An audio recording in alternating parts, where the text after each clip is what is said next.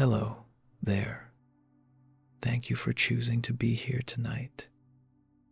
Maybe all day, your mind has felt like a cloudy evening sky, holding things you couldn't name, little worries that seemed harmless, but kept clinging to you. Maybe you tried so hard to push anxiety away, but anxiety doesn't disappear just because we want it to. It's more like a wave, coming and going in its own rhythm. What hurts us is not the wave itself, but the belief that we must drown under it. But tonight, you don't have to fight anything. Just sit here, like someone learning to stand on a surfboard, and let the waves move beneath their feet. If you're still awake, stay here with me. It'll go with you gently. Imagine stepping out of your room and walking along a small path toward the windy hill behind the monastery. The evening sky holds its last line of light. Clouds drift slowly as if changing shape just so they can breathe. The breeze touches your skin like a thin layer of calm, opening a soft space inside you, just enough for the mind to settle a little. There's nothing you need to figure out now. No lesson you must grasp. Only the path leading up the hill and the open space waiting for you. Step by step.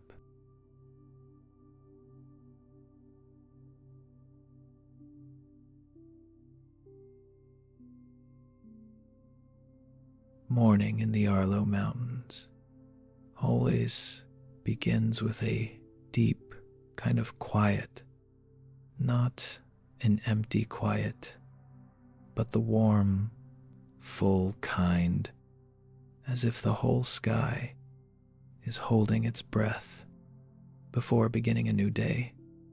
Little Aiden woke earlier than usual.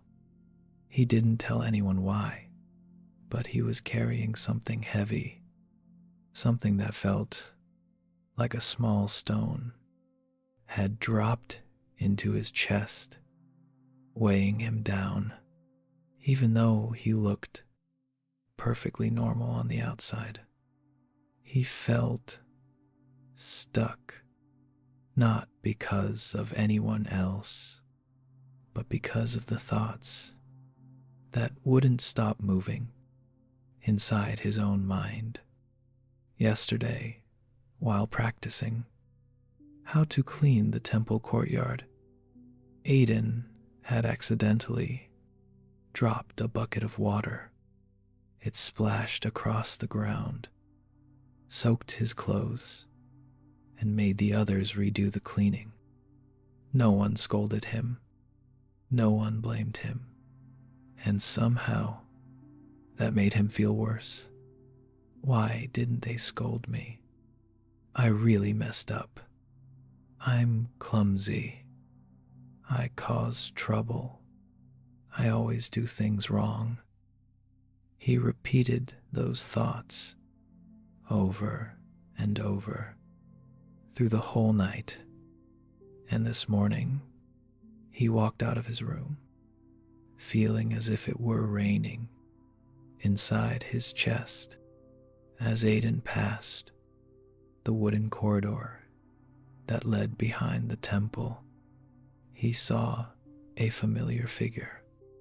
Master Linden was sitting beneath the old tree, holding a tea flask, eyes resting on the small stream flowing through the yard. Aiden froze for a moment.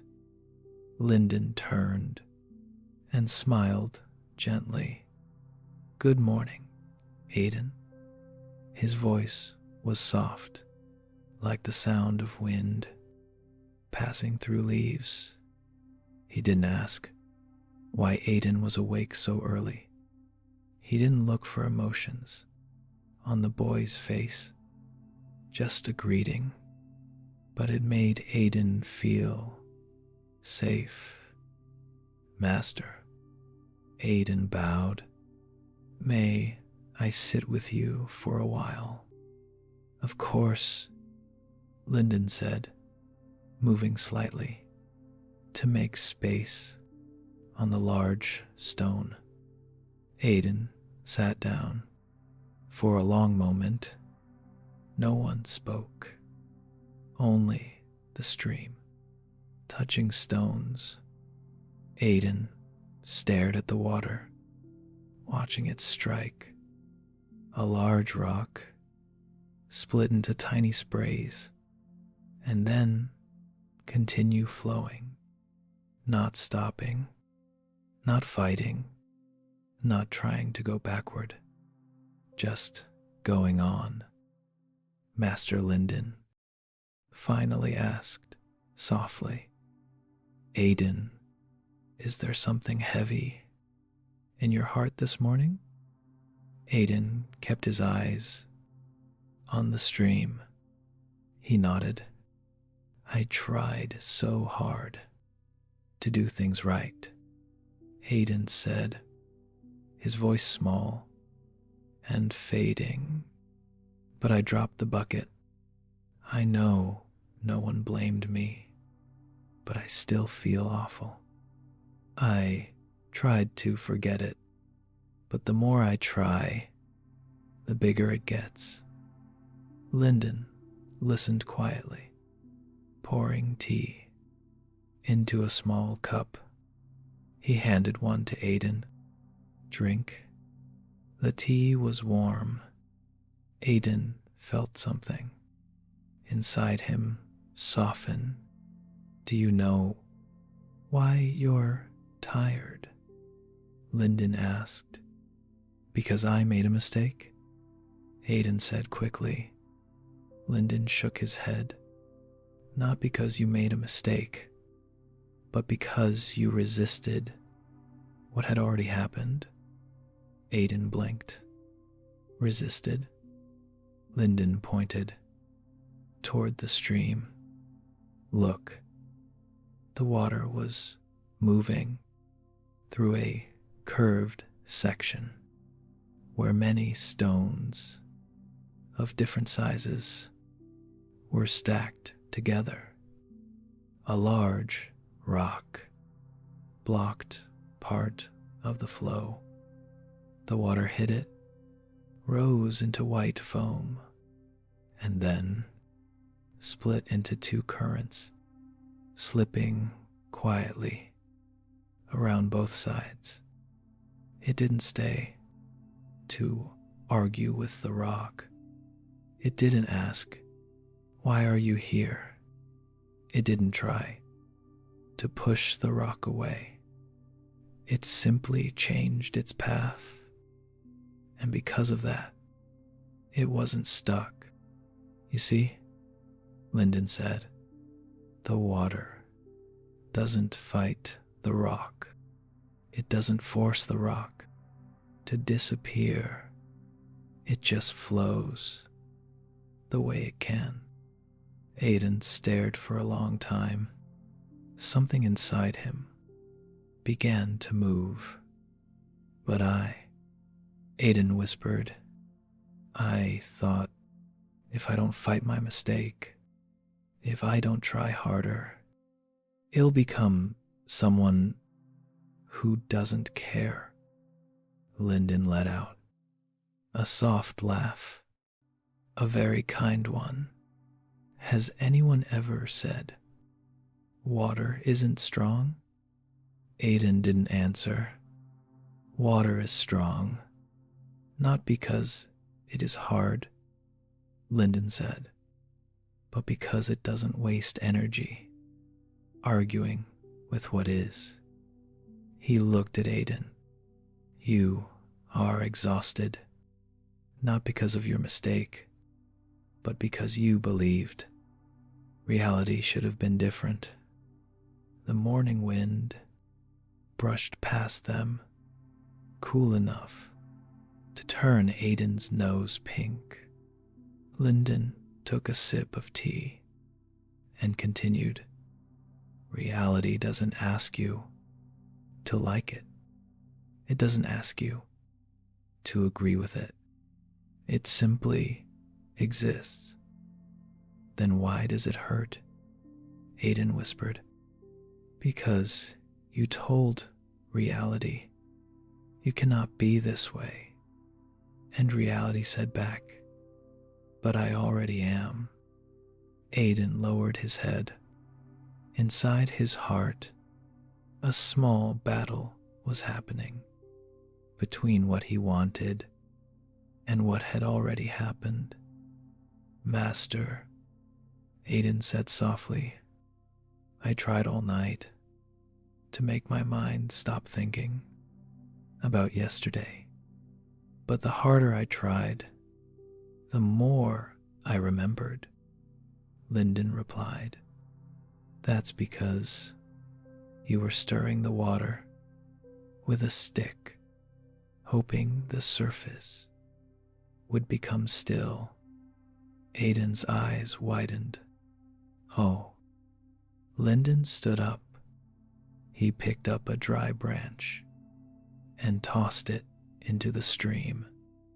It struck a rock, spun sharply, and then the current carried it away, as if it weighed nothing. See? Lyndon said. The branch didn't try to stay where it got stuck. It didn't try to climb back up. It didn't try to flatten the water. It just went along. Aiden watched until the branch disappeared from sight. If that branch were me, Aiden whispered, I would try to climb back upstream. Try to fix the mistake. Try to make everything smooth again. Lyndon rested a hand on the boy's shoulder. And that is why you're tired. But if I let go, Aiden asked, doesn't that mean I'm giving up? Lyndon smiled. Letting go is not giving up. Letting go is stopping the fight with what already happened, so you have energy to move forward. He looked gently into Aiden's eyes. Your heart only needs a small opening, just a space the size of a fingernail, and through that opening, your mind finds a way to breathe. Aiden felt his chest loosen, as if a zipper was being eased open. Lyndon gazed at the water again. Aiden, do you know what the stream is best at? Aiden shook his head. At finding new ways, Lyndon said. He touched the earth beside him. People hurt when they want everything to go back to the exact shape they imagined, but reality has already changed shape. He handed Aiden the small teacup. Let yourself change shape a little too.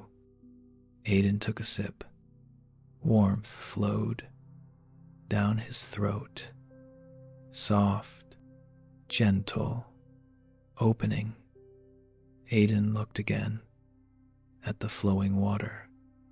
Suddenly, yesterday became clear. You spilled the bucket. That happened. You cannot return to the moment before it fell.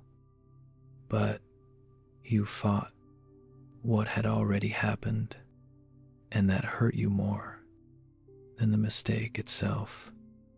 He looked at Master Linden. I think I understand now. It's not the mistake that hurt me. It's that I didn't accept that it had already happened. Linden nodded, as if the boy's words were the morning's own breath. Aiden stood up. He walked closer to the stream. This time, instead of seeing the rocks as obstacles, he saw them as part of the path. I don't know how to stop arguing with reality, Aiden admitted. You don't have to stop completely, Linden said. Just notice when you start doing it. One noticing is one not loosening. Aiden turned back, smiling. A very small, very honest smile. On the way back to the monastery, Aiden paused once more to look at the stream. It was still flowing, still splashing when it hit rocks, still splitting, shifting, rejoining. But in Aiden's eyes, it was no longer a stream fighting stones. It was a stream finding its way, and he realized life may not remove the rocks in his path, but he could learn to flow around them. He closed his eyes and let out a soft breath. For the first time since last night, the breath didn't get stuck in his chest. Master, Aiden asked as they walked, do you think I can learn to be soft like water? Linden smiled. You've already begun. And in Aiden's small footsteps that morning, there was something like the stream, light, wide, open, and no longer fighting with reality.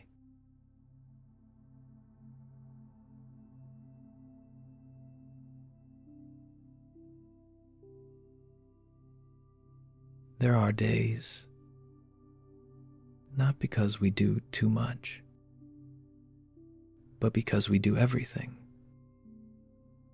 too fast. Fast enough that even your breath feels rushed. Fast enough that every thought flaps around inside you like a small bird trapped in a cage. Fast enough that you haven't finished being with one moment before you crash into the next. And your body, even when it says nothing, records every second of that hurry. Your shoulders tighten, your chest feels heavy, your belly knots like a string pulled too tight. You're not broken. You're simply moving faster than your system can hold. I want to show you a very simple image, one you've seen many times, but rarely looked at long enough to understand what it teaches. Imagine you're pouring water into a glass. If you pour slowly, the stream falls, clear and gentle, filling the cup bit by bit. No splashing, no mess, no overflow. But if you pour too fast, the water swirls, spills over the rim, splashes your hand, and sometimes runs across the table. Not because the glass is small, not because water doesn't fit, but because of speed. Your body and your nervous system work the exact same way. They don't break from one big thing. They overflow because of too much hurry. Do you remember a day you poured water too fast and it splashed everywhere? You didn't do anything wrong. You were simply faster than the cup could handle. Your nervous system is the same. It has limits, not weakness, but the natural limits of a system designed to feel, not to run like a machine. When you move too fast between emotions, too fast through tasks, too fast through thoughts, your system can't pour into the cup of the present moment. So it overflows. Overflowing becomes anxiety, restlessness, unexplained tiredness, that strange sensation that something is wrong. Nothing is wrong. You're just pouring too fast. Now, imagine this. You sit down. You place the cup in front of you. One hand holds the pitcher, and you begin pouring slower. Slow enough to hear the sound of water touching the glass. Slow enough to see the stream turn soft. Slow enough that each drop feels like it whispers. You don't need to hurry. When you pour slowly, everything finds its rhythm. No splashing, no swirling, no overflow. Your body is the same. When you live a little slower, your breath softens, your heart settles, your shoulders drop, your chest opens just a little deeper, and you realize slowing down doesn't make you less. It makes you accurate. Slowing down is not giving up. Slowing down is not weakness. slowing down is not losing to anyone. Slowing down is simply returning to the true speed of your own heart. A tree doesn't grow faster just because you want it to. A wound doesn't heal instantly just because you're impatient. A difficult night doesn't end sooner just because you're tired. But everything becomes gentler when you're less hurried.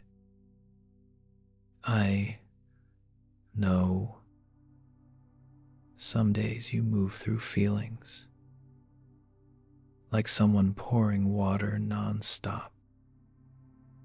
Work, memories, messages unanswered, a misunderstood sentence, a silence that stings, a tiny responsibility that makes you jump, pouring that fast all day. Of course, the cup overflows. But the beautiful thing is, you can put the pitcher down just for a moment. You don't have to keep pouring. Try imagining this with me. You're holding the pitcher. Now, you place it on the table. It feels as if part of your burden has also been set down. Your hands aren't tight anymore. Your shoulders drop a little. Your heart stops racing. Then you place your hand on the cup, not to pour, but to touch. And that touch is like touching yourself gently. Stay here. Go slowly. No more running. And strangely, your body understands that faster than your mind does. If today you felt not okay, if your pace outran your breath, if your thoughts spun around, one tiny thing until you were exhausted, don't blame yourself. Don't rush to solve it. Don't force clarity. Just pour slower.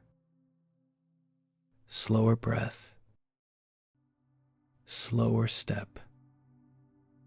Slower glance. Slower answer. Slower choice. And you'll see your body isn't weak. You were simply pouring too fast. And now, you're giving yourself a chance to pour into the cup of your life in a gentler way. Tonight, as you sit here with me, there's nothing you need to do quickly. No emotion you must fix right now. No question you must answer. In one breath, you can slow the rhythm of your life. Slowly, very slowly, because when you slow down, something beautiful always returns. Your peace.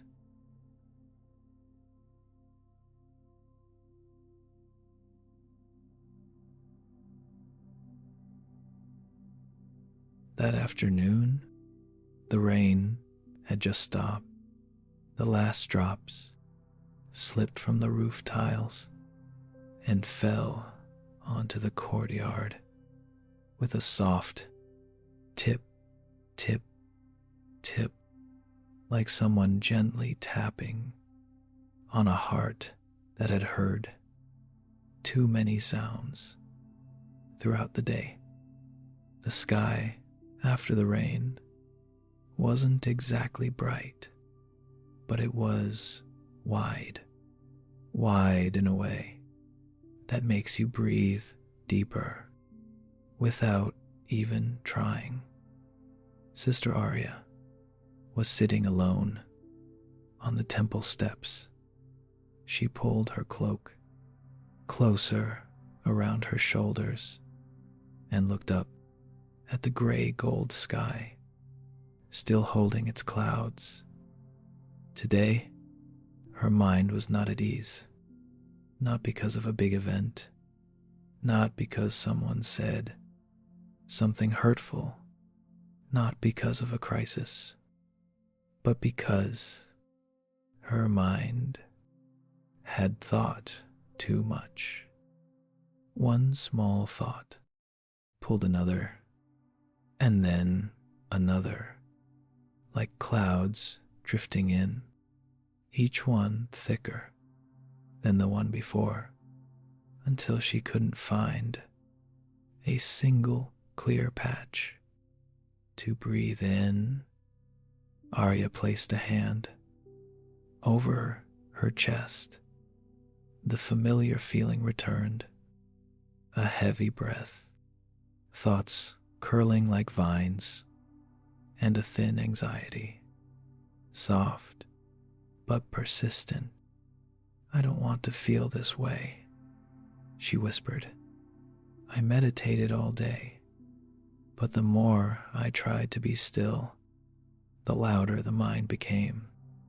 The rain had stopped, but inside her, the storm was still falling. Soft footsteps on the stone made Arya lift her head. Master Elias, with eyes gentle like an autumn morning, was walking toward her, carrying a cloth to wipe the wet steps. He set the cloth down and looked at her for a quiet moment. You've been sitting here for a while, he asked. Yes, Arya nodded softly. Today, my mind is full of clouds. Elias sat beside her, not speaking right away. He looked up at the dim sky. The rain is gone, he said, but the clouds aren't. Arya let out a small laugh, just like my head. Do you dislike clouds? Elias asked. Arya sighed. I want my mind to be clear, but the more I want that, the murkier it feels. Elias smiled. You know, the sky never demands that clouds disappear. Elias pointed upward. Look, some clouds are thick, some are thin, some are bright, some are dark, but the sky doesn't react to any of them. Arya watched quietly. The sky doesn't worry. When clouds come, he continued, it doesn't fight. When clouds grow heavy, it doesn't become sad or happy based on their shapes. He paused, Do you know why? Because the sky is bigger than the clouds, Arya replied. Elias nodded. Yes, and you are too. Arya turned to him. He went on. Your mind is the sky. Your anxious thoughts are only passing clouds. But every time a cloud appears, you mistake yourself for the cloud. He met her gaze. That is why you suffer. Arya lowered her head. Wind crossed the yard, shaking a few wet leaves to the ground. But master, she whispered, these thoughts feel so real. They tell me I will mess up. They tell me someone will be disappointed. They tell me I'm not good enough. How do I stop believing them? Elias placed his hand on the stone between them. Arya, he said gently, when a dark cloud crosses the sky, does the sky think I am the dark cloud? No, Arya said. Is the sky afraid of the cloud? No. Does the sky try to chase it away?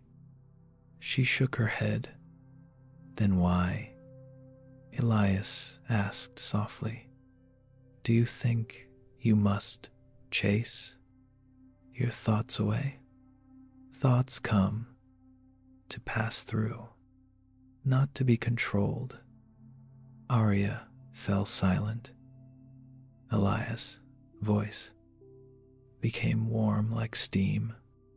You are not your thoughts. You are not your anxiety. You are simply the one who notices them. Elias picked up a small piece of bamboo from the step. A long time ago, he said, a young man wanted a peaceful mind.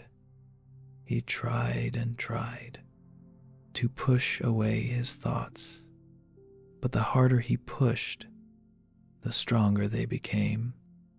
Arya listened closely. One day he met an old monk.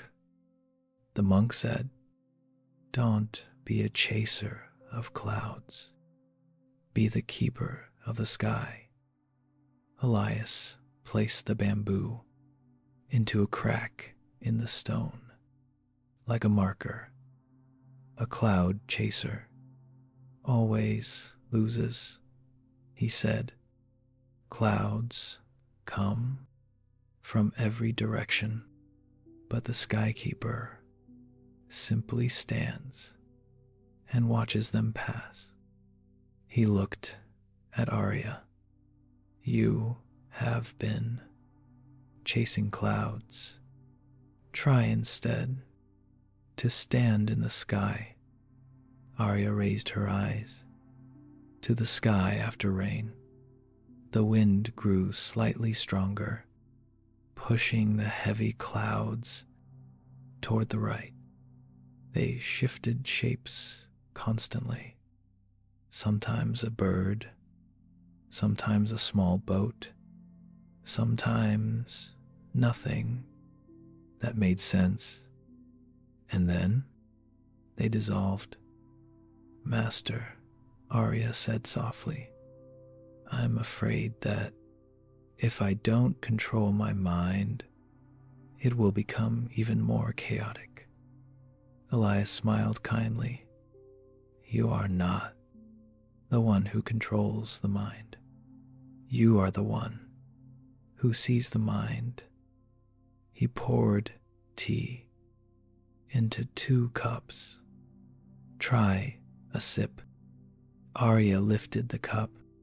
The warmth softened her throat and chest.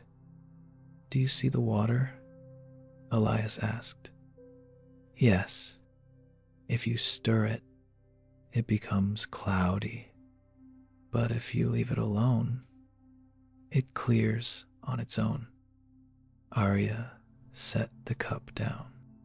She closed her eyes and understood just a little. Elias stood. Come with me, he said. Arya followed him to the back courtyard, where the ground still shimmered with patches of rainwater, and the late afternoon light brushed everything with a thin layer of gold. Today, Elias said, I want you to practice something. He pointed at the sky. When an anxious thought appears, you simply say, a cloud is here. Not, I'm worrying too much. Not, why is my mind messy? Just, a cloud is here. Arya looked up. More clouds gathered in one corner of the sky. And when it drifts away, Elias added, you say, the cloud is gone. Arya's lips moved slightly. Something inside her let go a little. Your mind doesn't need to be cloudless, to be peaceful, Elias said. It only needs to remember that it is the sky. Arya and Elias stood watching the clouds. For a long time, there were no heavy teachings, no pressure to fix anything, no trying to do it right, just watching clouds, letting them be clouds, letting the sky behind them reveal itself. A long, soft breath fell from Arya's chest. Master, she whispered, I think I understand a little now. I don't have to make my thoughts disappear. I just don't have to become them. Elias nodded. Yes, when you don't become the cloud, nothing can truly frighten you. Arya walked back to the temple steps. She sat in the same spot, the place she had thought she wasn't peaceful. But this time, her chest felt wider, her breath deeper. The storm inside her had softened. The anxiety was still there, but it was no longer her. It was simply a cloud passing through. She looked at the sky one last time and whispered, more to herself than to anyone else, I am the sky, not the cloud. And that evening, the sky inside Arya truly widened.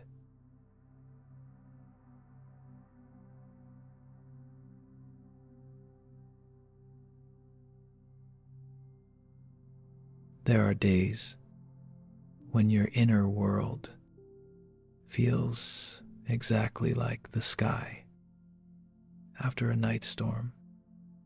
Heavy, gray, unpredictable, and wrapped in a thin layer of dampness, covering every thought.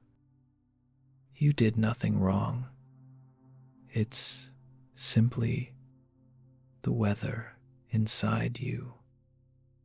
Anxiety arrives like rain, without asking if you're okay, without warning, without being gentle. It just comes, and you brace yourself and endure. But anxiety also leaves, just like rain. It cannot stay forever. No storm has ever convinced the sky, I will live here forever. And no worry can tell you, I will stay in you for life. Everything only passes through. Once, Master Arek said a sentence that made many people in the temple pause their breath. Anxiety is not a flaw. Anxiety is weather. Simple but profound. Weather can be thick, dark, wild, but none of it ever says anything about the worth of the sky. Yet we humans tend to think we're bad. Whenever anxiety shows up, we believe, I'm weak, I'm failing, I'm not okay. But the sky never thinks that when the rain comes, imagine you're standing in front of a big window. Outside it's raining. The sky is gray. Wind bends the trees. You look at it and think, it's stormy today.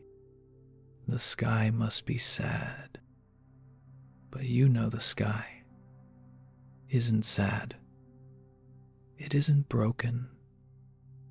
It isn't collapsing. It just has rain. And so do you. You're not broken. You're not weak. You're not failing. You just have rain inside. And rain always clears. When the rain stops, there is a moment, a very beautiful one. The sky isn't bright yet, but everything softens. Branches stop bracing. The air becomes clean. The ground glistens, and the sky glows with a pale, gentle light, as if someone brushed a fresh layer of paint across it.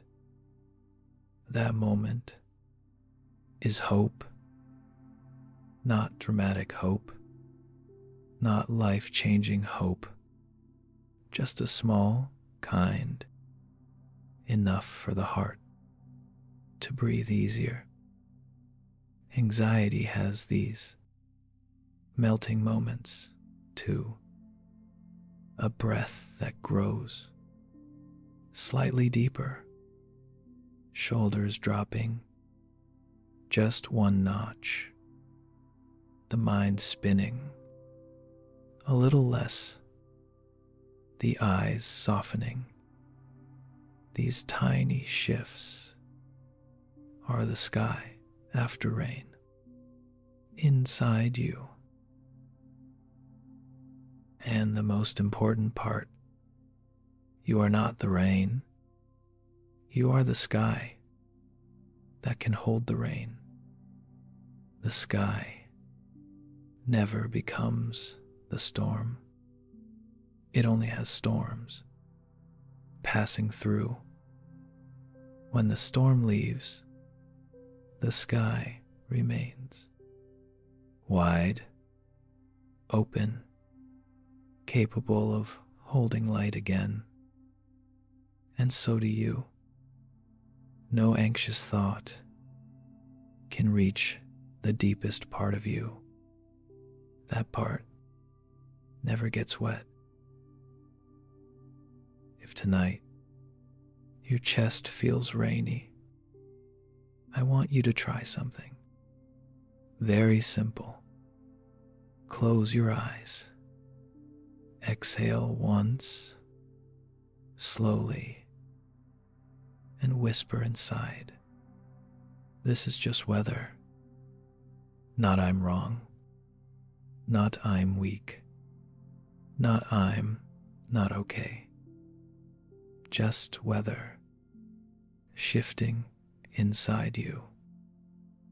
And like every season, it will move on. When you stop trying to push the rain away, it dissolves on its own. When you stop trying to fix the sky, it brightens by itself. When you allow anxiety to be anxiety, you begin to remember you are the sky. All day long, the wind had roamed through the village like a child who refused to sit still. It slipped through fences, rattled half-closed doors, stirred thin curtains, and carried the scent of dry leaves, tired sunlight, and worn earth. By late afternoon, as the sun dipped low, the wind finally softened, as if it too had grown tired. In a small house at the bottom of a sloping road, Evelyn sat at her desk, eyes glued to a glowing screen that had held her attention for hours. Lines of text, numbers, emails, messages, all of them blended into one invisible noise inside her mind. No one was yelling at her. No one was rushing her. But her thoughts pulled her in every direction at once. You haven't finished task A. You need to reply to B. You still have to handle C tomorrow. Don't forget D. Be careful you're falling behind. Those voices, no one said them to her. They were her own. Quiet, steady, but relentless. Only when she finally blinked did she notice the sky turning orange, her back aching, her shoulders locked tight, and her chest heavy, as if holding a box overflowing with unsorted things. She exhaled, a tired breath, the kind that doesn't make anything lighter. Right then, a knock on the door. Soft, gentle. It was Grandpa Ellis. He lived up the hill in the wooden house near Moon Mine Temple, but today had come down to the village to buy a few things. On his way home, he stopped by Evelyn's house, something he did every now and then. Evelyn opened the door. "Grandpa, you came all the way down here?" she asked, surprised, but smiling. Ellis shrugged. The wind up on the hill's too strong. I came down here looking for a little softer breeze. He glanced past her at the blue glow of the computer screen. You're working this late? Yes. She hesitated. I still have a few things to finish. Ellis didn't scold her, didn't say you should rest. He simply asked, "Do you have a porch?" Evelyn blinked. "Yes, but my porch is mostly for drying clothes." Ellis smiled. "Well then, tonight I'd like to borrow it for a moment." They walked to the back of the house. There it was, a small porch, a slightly worn wooden chair, a plant pot needing water, and a square patch of sky looking out toward the hillside. Evelyn rarely sat there. To her, the porch was just a place for pots and laundry racks, never a place her heart could belong. "Can you turn off your computer for a bit?" Ellis asked. "Just for a little while. The laptop won't be offended." Evelyn laughed, even though a part of her hesitated. "I suppose I can. For a little bit." She went inside, closed the laptop, turned off a few lights, leaving only a warm amber glow from the kitchen. Then she returned to the porch and sat on the wooden chair. Grandpa Ellis sat on the step, not taking the chair, as if wanting to give her the most comfortable spot. The evening breeze touched their faces, soft, unhurried. "You've been tired for a long time," Ellis said, not as a question, but as a quiet truth. Evelyn looked at her hands. "I think I'm the same as everyone," she answered. "Every day feels the same. I always feel like I have to keep running." "Running where?" Ellis asked. "Toward a better version of myself," Evelyn said, with a small, strained smile. "If I stop, I'm scared I'll fall behind."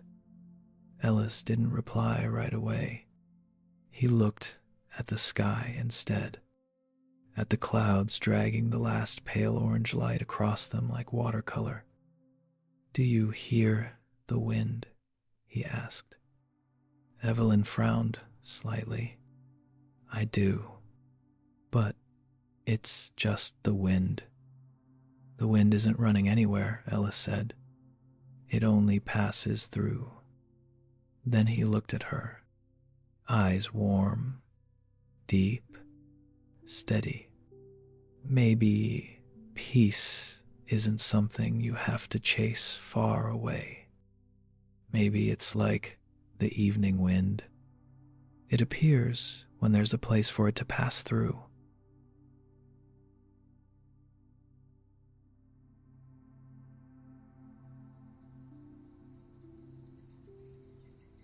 You can let your breath come back to your body, just a little. Feel your chest rise softly as you breathe in and fall as you breathe out. Let your shoulders loosen like two doors opening after a long day. Let your jaw release, your belly soften, your hands rest in your lap. You don't need to try to relax. Just let your body know, I'm here now. When the body softens,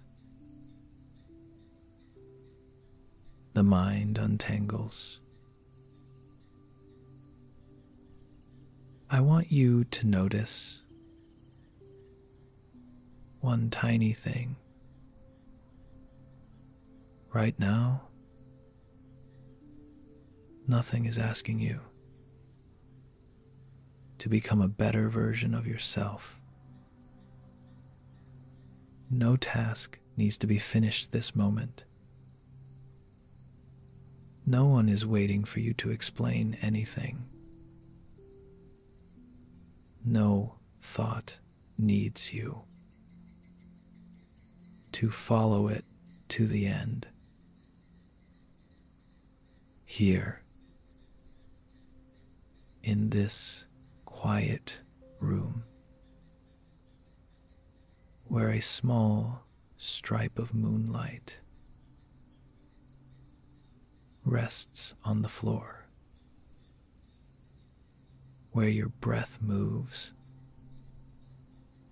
like a slow, gentle stream. Anxiety cannot reach you. It only touches you when you walk into the future or return to the past. But here, in the exact now, there is no doorway for it to enter. You can place a hand on your chest and feel your heartbeat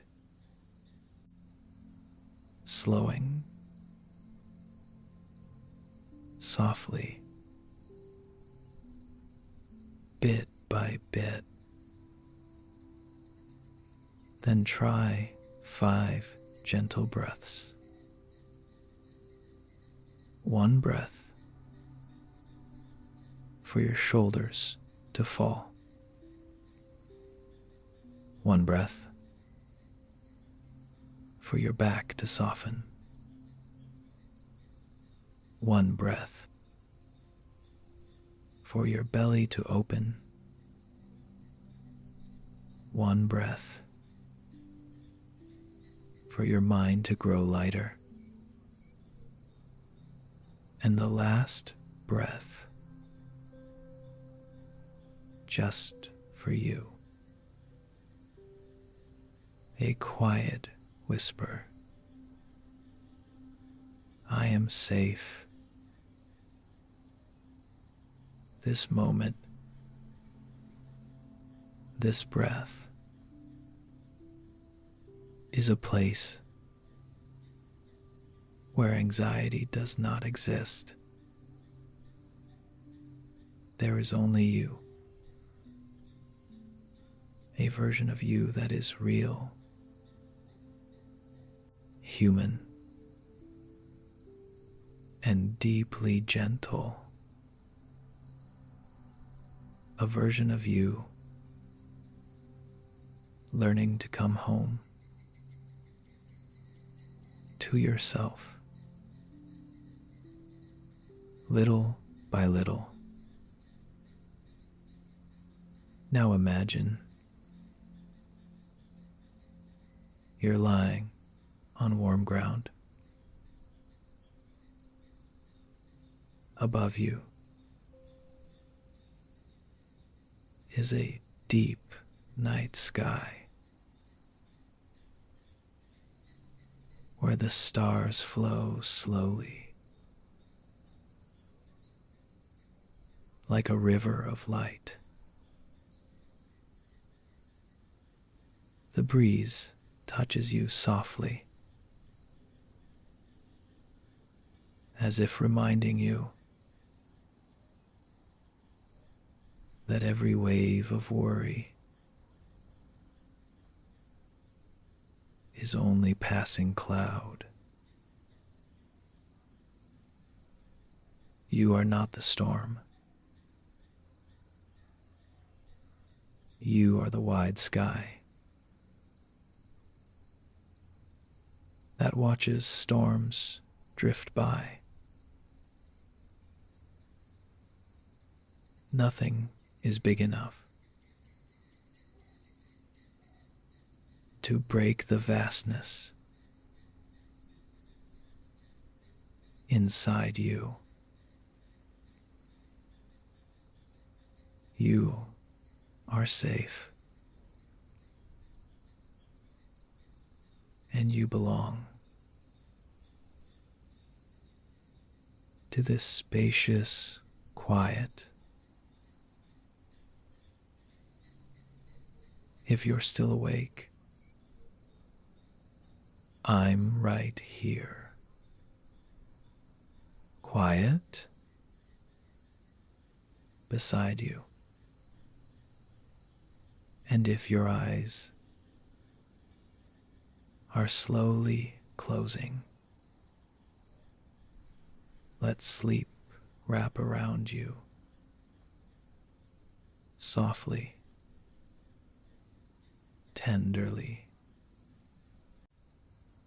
You've done enough for today. You're allowed to rest. You're safe. And if nights like this help your heart feel a little softer, you can only if you wish. Subscribe or leave a small note. Sleep well. Sleep well.